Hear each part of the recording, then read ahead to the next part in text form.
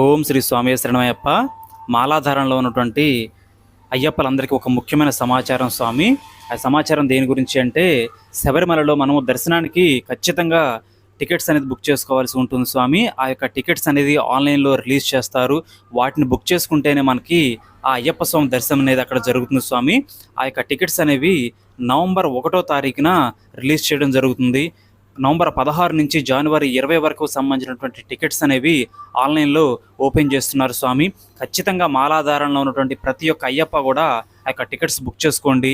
ఆ యొక్క టికెట్ అనేది బుక్ చేసుకోకపోతే మనం పంబ దగ్గరికి వెళ్ళిన తర్వాత ఆ యొక్క టికెట్ ఇవ్వడం జరుగుతుంది స్వామి. అక్కడ టికెట్ తీసుకోవాలి అంటే 1 రోజు నుంచి 2 రోజులు లైన్లో నుంచుని మరీ టికెట్ తీసుకోవాల్సి ఉంటుంది స్వామి.